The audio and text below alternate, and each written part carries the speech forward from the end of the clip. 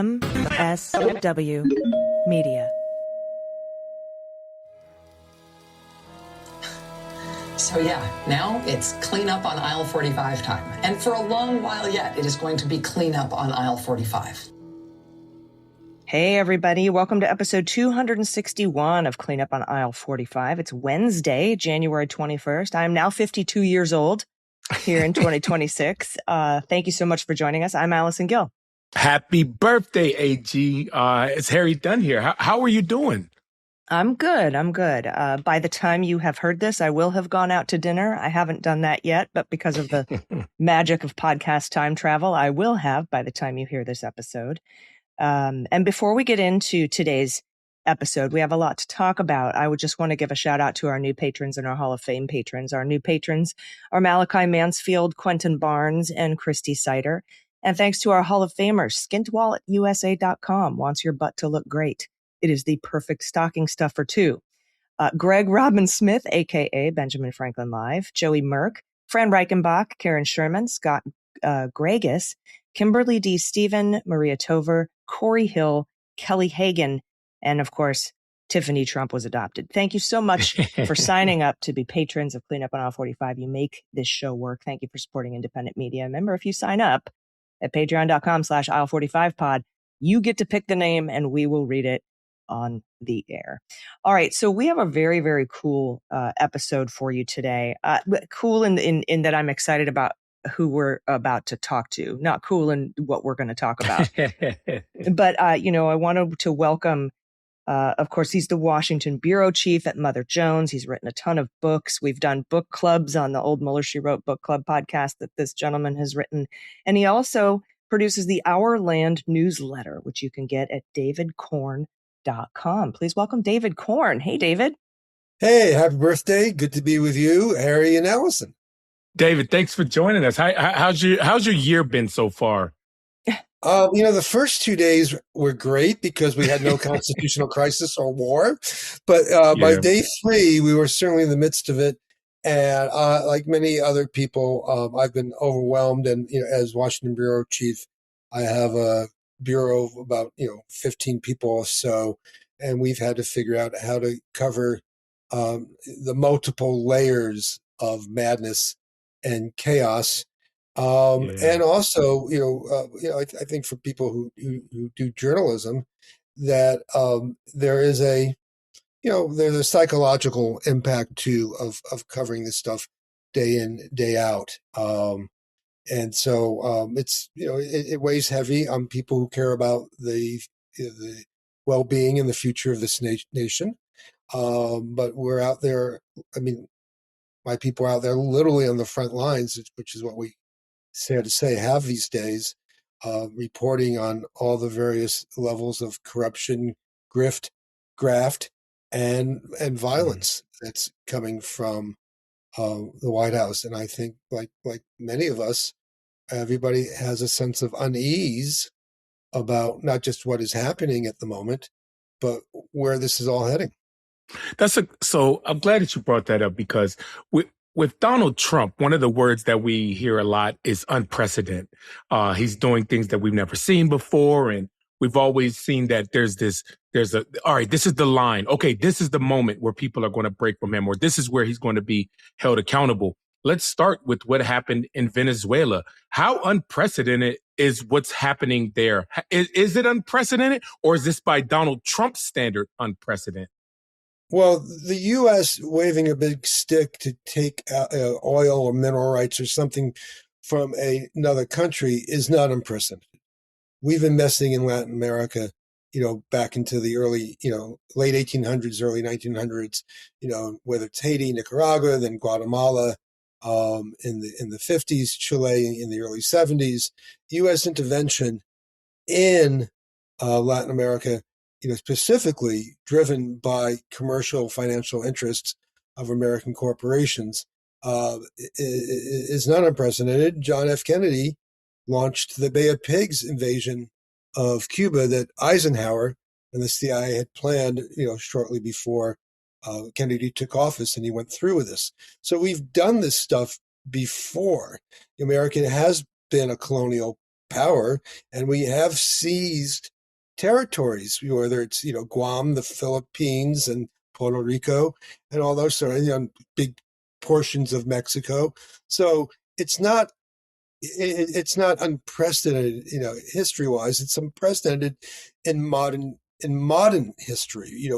We thought the colonial era was over. We thought that, after World War II, that we imposed a international order based on rules and even some international laws, that, that might is right was not going to be the only guiding force in global relations and U.S.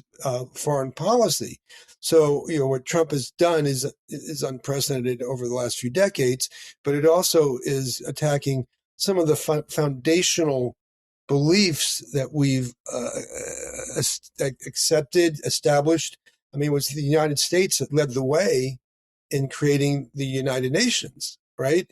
Yes. So coming in this way, it is certainly a break with recent progress, and at the same time, it also seems to be violations of both American and international law, which he's been doing not just in Venezuela, or not just with the attacks on the boats in the Caribbean, but which he is doing here domestically, which he's doing with the imposition of tariffs and everything else that we can talk about. So, I think what's unprecedented in a way is to have a complete narcissistic, somewhat pathological fellow as president who is on this unprecedented tear, both globally and at home. And it's also kind of hard to square the circle of what he ran on, aside from he's going to bring prices down on day one. The whole America first, stop meddling in foreign affairs, no regime change. Then you get somebody like Mark Wayne Mullen who has to somehow square the circle, and you throw him onto the Sunday shows, and he's asked, well, isn't this regime change? And he's like, no, it's not. It just so happens that the regime is the one that's doing the bad thing. So it is, but it's not. Like, he's trying to desperately somehow make what Trump ran on fit this narrative. And we also see it with, for example, the surveillance state, when Kristi Noem goes on the Sunday shows and says, no, we don't trust the government. And Welker's like, you are the government. And she's like, well, yeah, but no. And it's kind of difficult and painful to watch. Yeah, well, that's because nothing that Trump says matters, except for the moment. The Washington Post recorded 30,000 false statements he made when he was president the first time. I mean, he is exceedingly transactional. He says what needs to be said at that particular moment to get what he wants. 5 minutes later, he could say something completely different. 5 minutes earlier, he could have said something completely different. And, he's able to somewhat defy gravity with all this, when most other politicians would, be ensnared in all these lies and contradictions. And so what happens is he just sort of blithely moves on and doesn't care. He'll just lie and say something different, the next day or even the same day. And it's people like Mark Wayne Mullins and Marco Rubio or Kristi Noem and others who are left clean up on aisle 45 and clean up on aisle 47 to deal with the mess that he leaves behind. He doesn't care. And his base doesn't care. No one's supporting him because of the policy papers he's put out. Maybe some people. I mean, nobody's a big word. They support him for him. They've identified him as a champion. They see him as a fighter. They see him as maybe the racist that they want to be. Whatever it is, it's very much a personal bond. So whatever he says, you could say to a Trump supporter voter, well, isn't he contradicting himself? I don't think it would matter to many of them, right? Because he's turned the party into it's not my idea to say this, but other people have a cult of personality where everything depends on what he wants to do. So the party that used to be anti-tariffs is now all good on tariffs. The party that used to hate, socialism is fine with the U.S. government buying into companies like chip manufacturers. There are no principles left in the Republican Party. The only principle is, what does Donald Trump want? Well, and how does that, Harry, because Harry, talk a little bit about the revisionist history. And I'm interested in how that fits into this particular model of Trumpism.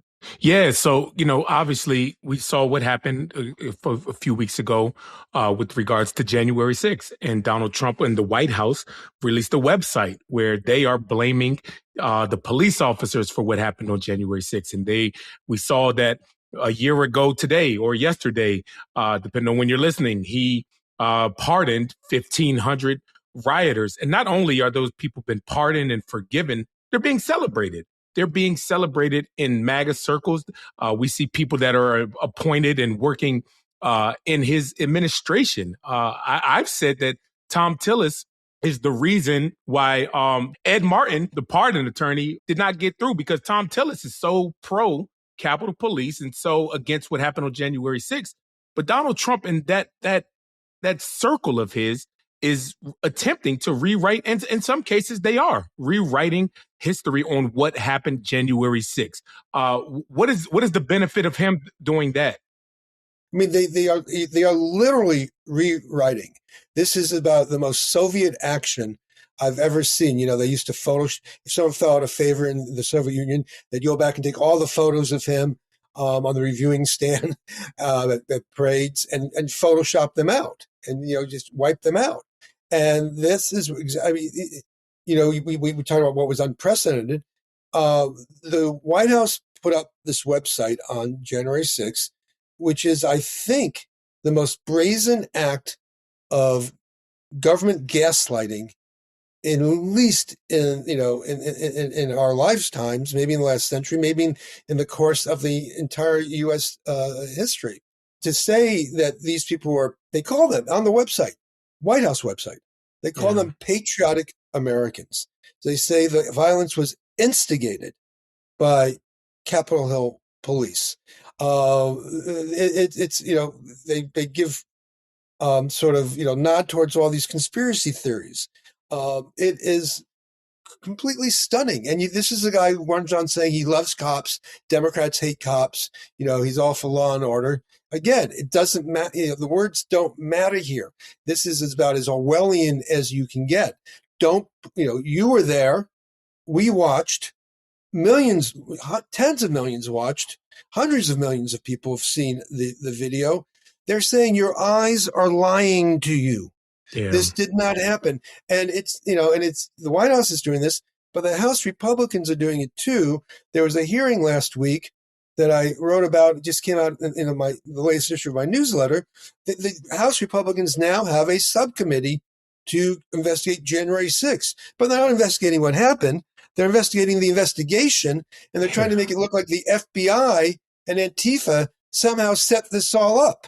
And they bring in these, fellows, these right-wing commentators who are putting forward crazy conspiracy theories. But what was even more disheartening was that the House Republicans who showed up for this subcommittee hearing on Wednesday, I think it was Wednesday or Thursday, they were crazier than the crazy witnesses. I watched the thing, so I write about it, and they're out there saying, look at that guy. That one guy is instigating all this. We think he's an undercover FBI person, or he's working for the deep state. One guy working for the deep state who is at one barricade somehow set this all off. It was just, it shows you how bonkers MAGA can be when they have to follow the lead of dear leader Donald Trump. I got a quick question real quick. Are they doing this, they meaning the Republican leaders, the ones in Congress, are they doing this because they actually believe it or to appease Donald Trump? Or is it a mixture of both?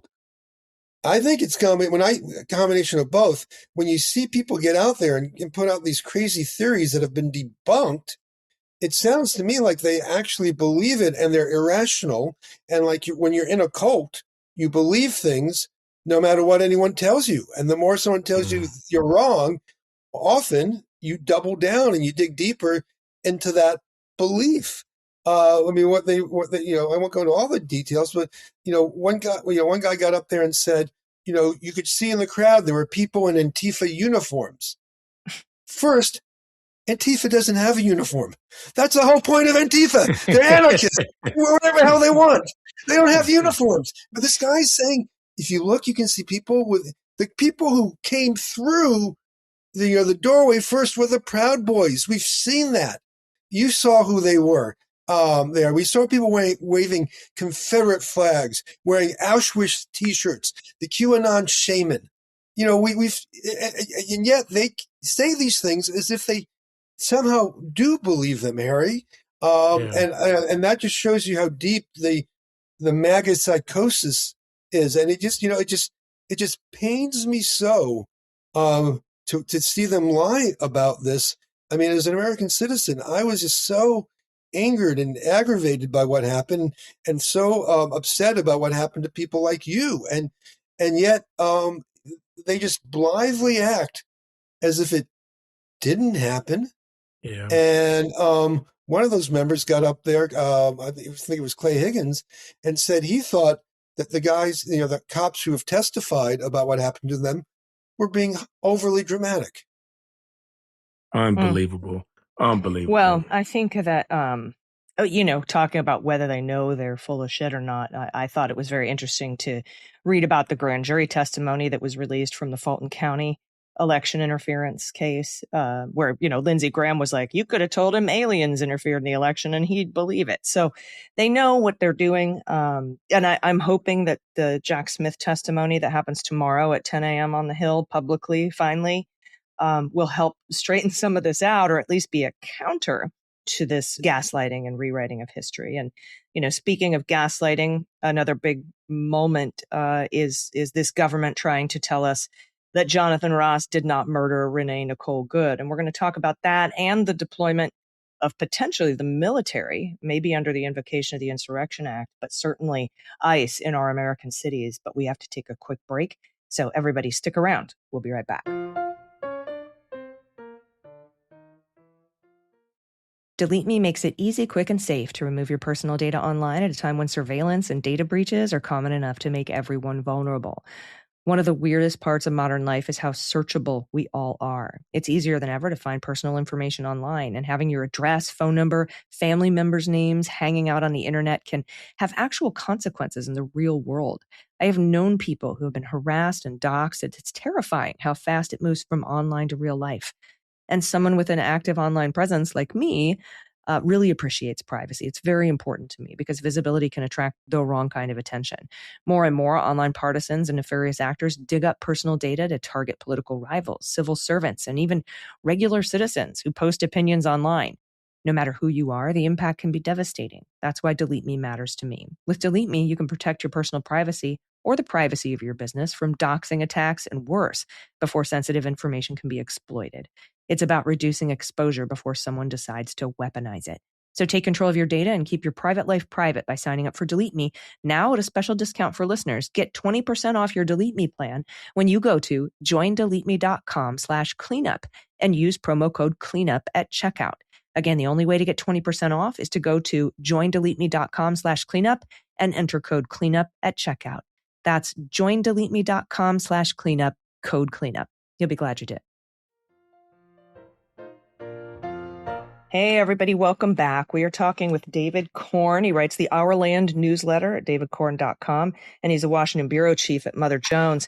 So before the break, we were talking about the whitewashing of history regarding January 6th and how it's, one of the biggest moments of government gaslighting in our history. And I think another one came just this past week when they tried to convince us that we didn't see what we saw with our own eyes when Renee Nicole Good was murdered by Jonathan Ross. So, David, I know you write about this a lot, and I know you post about this a lot. Talk a little bit about the impact in the first term of the deployment of National Guard, ICE, possibly the military, 1,500 on standby from the Pentagon, from the Army's 11th Airborne Division, ready to go to Minneapolis or maybe even Greenland. Talk a little bit about the deployment against our citizens here in our cities and what that looks like now and how it might change over the next year. it's clear to me that Donald Trump wants to be a strong man. And what do strong men do? They brutalize. They brutalize at home, and they brutalize overseas if they have the opportunity and the means to do that. And, he's been spoiling for a fight since he got into office. I mean, he gets up there. He's been doing this for years now, and he demonizes his political foes. He says that Democrats, liberals are commies in league with Antifa, radical lunatics. He plays footsie with QAnon, which calls them pedophiles. And he says they are literally trying to destroy your country. They're helping the people who are eating cats and dogs.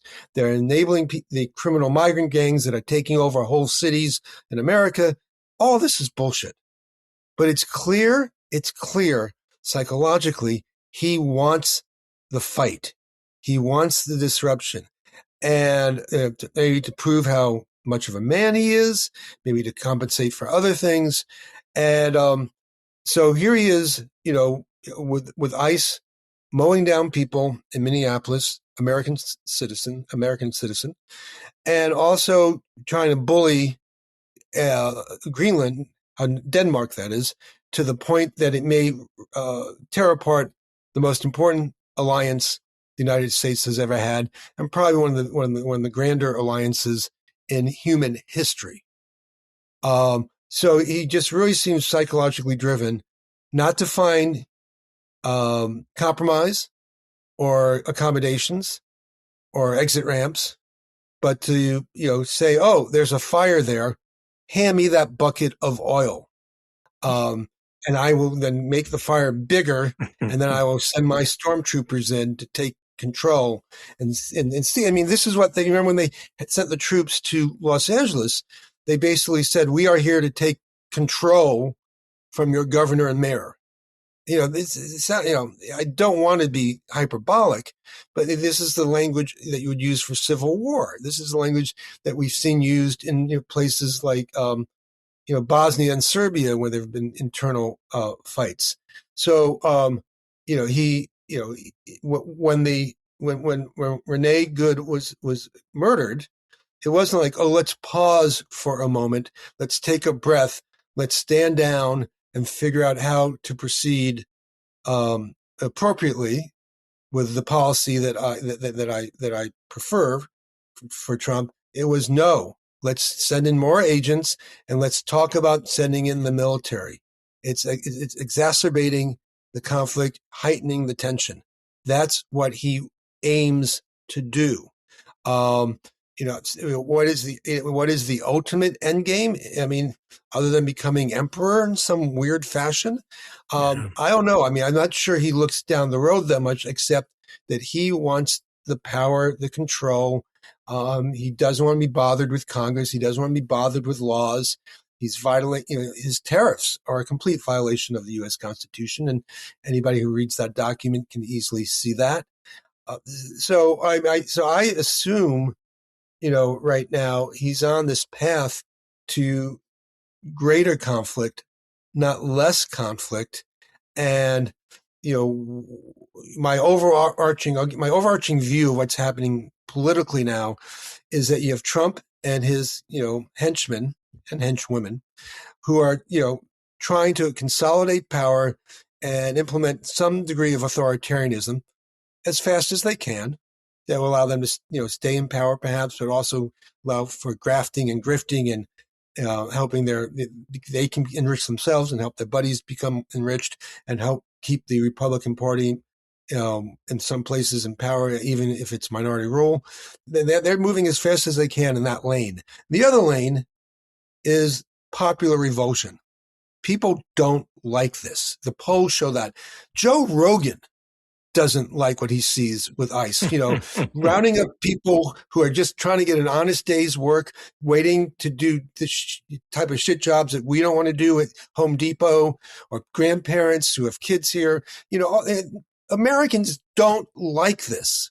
You have to be I'll be waiting for Joe Rogan's apology. Yeah. We're not going to see that. Don't hold your breath. Yeah. But, if you're not a racist who want to just kick out brown people and some black people if you can, then you tend not to like to see autistic women being yanked out of cars on their way to their traumatic center appointments so they can then maybe become more productive citizens and take care of their kids who are here. It's crazy. So there's this popular revulsion that's building to that, probably to Greenland questions about Jeffrey Epstein and all these other things. But the question is it going to come soon enough and be big enough to stop them before they are able to impose, these authoritarian measures that will be hard to undo and reverse, and that will allow them to retain power more easily? I'm glad that you brought that up, because that kind of leads to what a lot of people are worried about, to be very blunt. A lot of people don't think there's going to be an opportunity to stop this because the wheels are already in motion. You mentioned his declining approval ratings and how people are just pissed off, which leads us, how do we stop this? And everybody's pointing to November, which the midterms. Donald Trump is talking about, it starts out as a joke, and then he's like, well, let's cancel the elections. How worried should people be that elections are going to happen or are not going to happen, or that they will accept the results and certify these elections? I think people should be worried. I don't think they should panic. I think you still should, work as hard. I mean, elections are held at the local level. We all know this. It's a crazy quote system that has its advantages and disadvantages. One advantage is that there's no central lever to control, right? So that you can sort of throw a switch and make, and stop elections everywhere. Some swing districts are in states that have Democratic governors. Some have Republican governors. Because we're only talking about a couple dozen, there are 435 members of the House, but we're only talking about a couple dozen of seats that can go one way or the other. Everything else is kind of baked in. So you'd have to look at what happens in those districts. And if they're in Pennsylvania, say one or two, or New York, there are a couple in New York, right? Those are Democratic controlled states that are going to be hard for Trump and Republicans to mess with. I'm not saying it won't happen. I'm not saying they won't try, but it's not necessarily an easy thing to do. In some places like North Carolina, it will be much easier for them. And they have a record in South Carolina of trying to block election results that don't benefit the Republicans. So there will be that type of stuff happening. And so the best strategy is, and this is true with any election, if you worry about fraud or rigging or something, is the bigger your margin, the bigger election margin you have, the harder it is for the losing side to undo it, counter it, challenge it, whatever. I'm not saying it's impossible. They still can do this. But, if a close election is easier to steal than an election that's not close. So that's why people should just still do what they should normally do, which is work as hard as they can to get, on these elections, and do other things as well, not just elections, so that the numbers are as big as they can be. Worrying about what's going to happen. And as we get closer, we'll see what Trump is trying to do. There may have to be lawsuits filed and protests mounted. I have no doubt, this guy is not going to go softly, easily into the night, and he will complain, and he will, there's never been an election that he lost that he has not said was rigged. So they will make these complaints and charges. And people fought back in 2020 and succeeded, and it may have to happen again in a different manner in 2026. But there are Democratic lawyers and other lawyers out there who are preparing for this, and I just you can't give up the ghost now, right? You can't say this is going to happen. It's like he's going to make it as hard as possible for Democrats to win. Okay, big deal. Put on your big boy, big girl pants. Let's go do this. Accept that you're up against an authoritarian who's a liar, and it makes it a harder fight. Right. He's been cheating since he rolled down that golden escalator. So it's not something we aren't used to. I have one more question, and for you about the media and some things that you're doing with Mother Jones that the media, independent media, is fighting back. But I just want to take one last quick break. So everybody stick around. We'll be right back.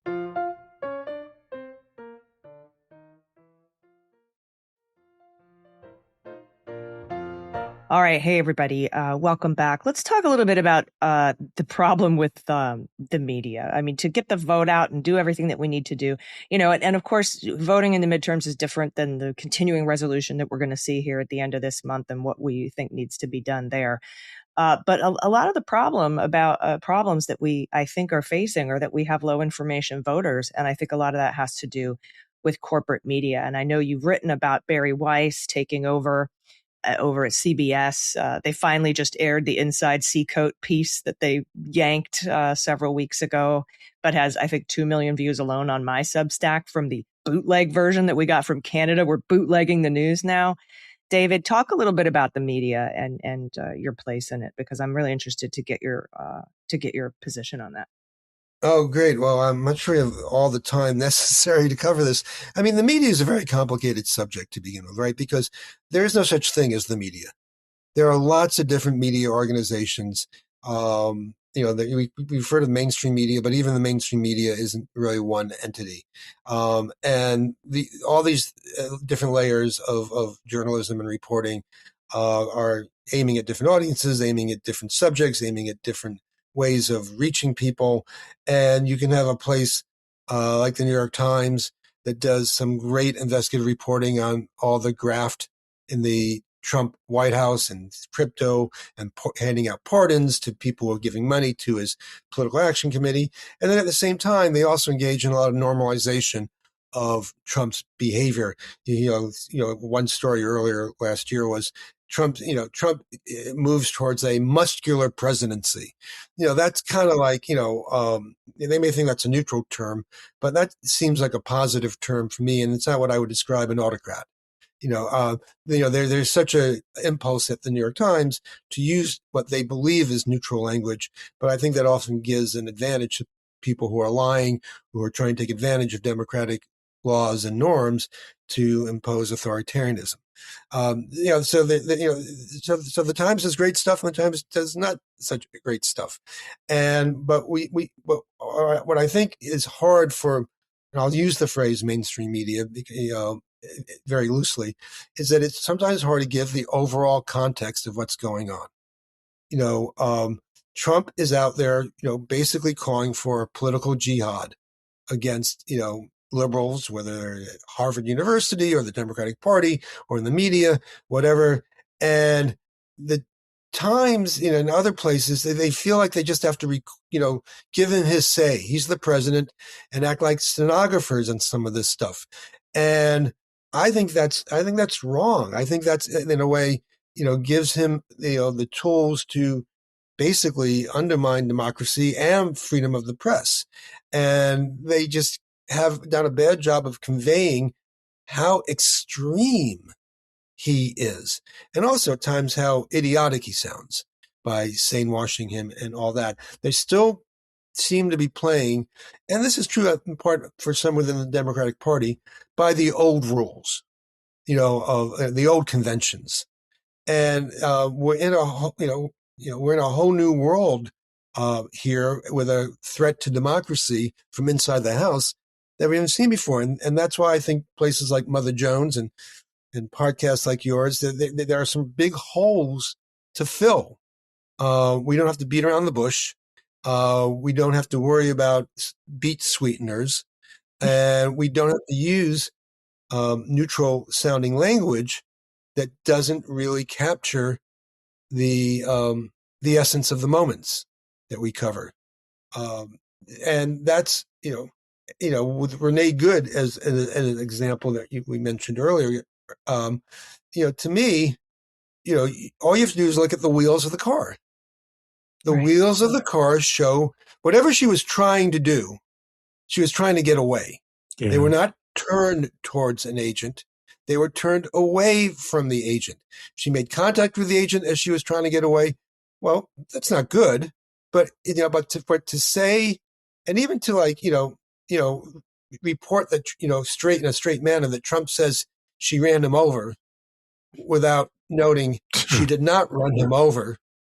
Again, we get caught in this both sidesism, this two sidesism, different, so the Times, does a big feature, different views of the same incident, which makes it sound like it's even, like what they don't do this as much, but they used to do this with climate change. There are two sides, two sides in climate change battle it out. On one side, there are 5,000 scientists, and the other side, 3. But if you say there are two sides, you make it sound to people, again, to your point, low engaged voters. They are not, reading the news and parsing this. They are making decisions, voting decisions and other decisions, developing opinions on the basis of opinions and impressions. Impressions are guiding their opinions. So they may hear something, a snippet here, may read a little snatch of something there. And so headlines, how you characterize things matters for people like that. So if they are hearing, there are two sides to this issue, it automatically tells them, well, one side might be right, the other side might be right. There are two sides to January 6th. Some say cops got beaten up. Some say the cops, were the problem. Okay, I don't know. I'm not, if you don't look at something beyond that. So that's where I think, some of the problems we have here is this inclination of some big media outlets to equalize, equalize and present things what they think is objectively. But if you give the same weight to a liar and someone telling the truth, you're not really being objective. You're helping the liar, and you're acting like the truth teller is on the same level as the liar. Now, it's not always black and white, but often it is. And when you do that, that objective reporting is not servicing the readers by giving them a realistic view of what's happening. I could go on. Well, let's end this by the question that I wanted to bring up. I noticed you filed a Freedom of Information Act request about communications and information about Ghislaine Maxwell's prison transfer. And, this past summer I'd reported I'd gotten the point screen for Ghislaine showing her sex offender status waived. It's only the head of Bureau of Prisons that can waive that sex offender status. But you're digging deeper here to find out who gave that order and why and all the communications surrounding it. And I think that's interesting. Yeah. In July, it was bizarre that Todd Blanche, the number 2 at the Justice Department, Deputy Attorney General, who had been Trump's personal criminal defense lawyer in the Stormy Daniels case, he lost that case. So I don't know how good a lawyer he is, but nevertheless, he was Trump's personal lawyer, went down to Tallahassee, Florida, where Ghislaine Maxwell was in a prison, a co-ed prison, and to spend 2 days chatting with her. I mean, this is, Harry, back to you. This is unprecedented. Yeah, unprecedented. A top Justice Department going to talk to a convicted sex offender whom his government had said in filings was a liar and couldn't be trusted to tell the truth. And he didn't really explain why he was going to talk to her. And then months later, he said, well, no one had ever given her a chance to speak. Mm-hmm. Well, I'm sure there are thousands of sex offenders in prisons across America who would love a chance to speak to the Deputy Attorney General. And so I'm surprised he hasn't been going nonstop to all these facilities to meet with them. I mean, so none of this made any sense. And then what was even more bizarre, as you mentioned, Allison, was a week later, after this meeting, she was transferred from this prison in Tallahassee to a prison camp in Texas. Now think, a prison camp. Camp sounds kind of fun, right? Arts and crafts. Maybe there's a lake to swim in. Maybe you capture the flag, steal the flag. Who knows what happens at camp? But she got transferred there. And then, as you noted with your scoop, and as whistleblowers told Jamie Raskin's committee in Congress, she was given preferential treatment. She had catered meals brought to her bunk. She was given access to email services in the warden's office. So again, who decided all this? So when reporters went to the Bureau of Prisons to ask about this, they, didn't give an explanation. So last summer, I filed a Freedom of Information Act for all emails, memos, documents, whatever, on, regarding the transfer from the Tallahassee prison to the prison camp. And the Bureau of Prisons dragged its feet. And this past week, with the help of the Reporters Committee for freedom of the press, we filed a lawsuit. So it's not just a FOIA request now. Now it's a lawsuit in front of a judge asking. Yep, I got two of them out there. Yeah, asking the judge to compel the Bureau of Prisons to respond and release material that is relevant.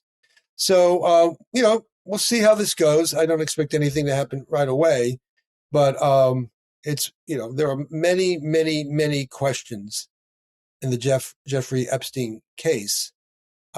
This is one, and it seemed to me the answer here is knowable. I mean, this is what I like as a journalist. Somebody ordered this. Somebody approved this. Yeah. This didn't just happen, and that didn't happen. And the people who did it are not dead and long gone. They're around, and there likely was some sort of paper trail. So I'm not sure we'll get the answer, but it's a gettable answer. Well, I appreciate your time, and thank you so much for this wealth of knowledge that you are dropping on us. But I'm going to ask you to predict the future one time. Donald Trump, right? Donald Trump never has to face the American voters again. Now, will he try to do the third term? That's a whole different topic. And, we've seen crazy members of Congress float that idea for a third term and everything. So Donald Trump doesn't have to face the voters. However, the people enabling him do, the senators, the congressmen. Do you think that a blue wave, so to speak, is coming? And what do we have to look forward to in November as voters and people that are anxiously awaiting Donald Trump to just be stopped in some capacity? Yeah, I really hate making any predictions. That's why I'm putting it on you. Nobody does. No one does. I mean, it seems pretty clear that as of this moment, Trump is losing tremendous support. And if you look at the last few, special elections, off-year elections, Democrats are just doing tremendously well. The Mikey Sherrill race in New Jersey, the governor's race there, I mean, people thought she might lose. She ended up winning by a tremendous amount that seems obviously connected to, two main things, the affordability issue and the Donald Trump issue. So everything he's doing is designed to increase support in his base, but not persuade anybody else to join him. He's alienating people again and again and doesn't seem to care about that. So I mean, if you just had to look at all these basic numbers, you would say things are looking good for the Democrats, and maybe even, although it's hard to map for them, maybe even possibly in the Senate as well. That would be, the conventional view. But we also know that, look at everything that's happened in the last year, and we have 10 months now between now and the election, all the other chaos and crises that could happen between now and then. I think most of that probably would not help Trump and the Republicans, but you never know. I mean, Venezuela is unsustainable. Trump says he's running it. They're running out of food. There are going to be food riots in Venezuela. There are armed paramilitary groups running around. There are, also drug cartels there with lots of firepower. All these groups are going to be vying for power, control, for money, for food in Venezuela, let alone control of the oil there. What's the plan for controlling that or responding to all that? And then now we're cutting off oil to Cuba. We're going to send Cuba into a humanitarian crisis. What happens when, already they don't have enough electricity to get through the day? But what happens when they can't pump water because they don't have electricity? Hospitals shut down and they have a food crisis. Well, we know in the past what's happened in Cuba when there's a crisis. People get on boats. People get on boats. They risk their lives crossing the 90 miles between Cuba and Florida. And we're going to have this influx of refugees. Okay, this is an interesting question for MAGA. Here are people coming in from Cuba. What do we do with them? In the past, we've always given preferential treatment to Cuban refugees because they're, turn out to be Republican voters because they hate Castro so much. Now, these people are, who knows what their politics are, but does MAGA want to see tens of thousands of Cubans coming in?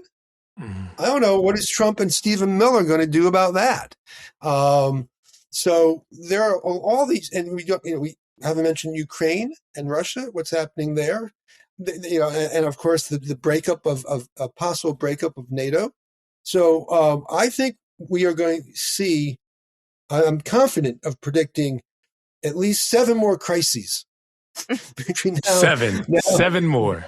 I said at least seven crises. more. Now and the midterms, and that will set the context for the election. And I do think Trump will act more and more like a mad king as we get closer. And that's just a tremendous wild card for American democracy. Yeah, it tends to get worse before it gets better. But thank you so much for joining us. Everybody, you can Washington Bureau Chief over at Mother Jones. Check out all of his work at Mother Jones. He's got a bunch of great books that need to be on your bookshelf. And of course, you can sign up for the Our Land newsletter at davidkorn.com. David, it's been great to talk to you here. Thank you so much for joining us. Well, thank you. And thank you for the good work that you guys do. No problem at all. Thank you. Hey, Harry, we got a bonus episode coming up this weekend. And I think maybe some sort of a patron happy hour coming up. Everybody make sure to check your email for that. And, I just hope everybody stays safe, especially our good friends in Minneapolis right now. And yeah.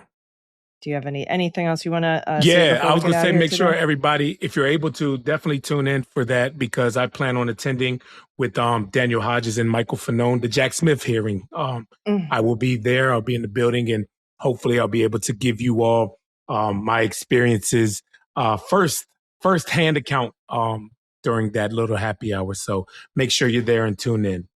All right. Awesome. Thanks so much, everybody, for listening. We'll see you next week on Cleanup on Aisle 45.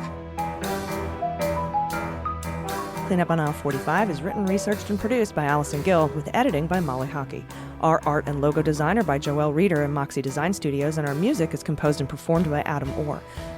Cleanup on Aisle 45 is a proud member of the MSW Media Network, a collection of creator-owned podcasts dedicated to news, politics, and justice. For more information, visit mswmedia.com.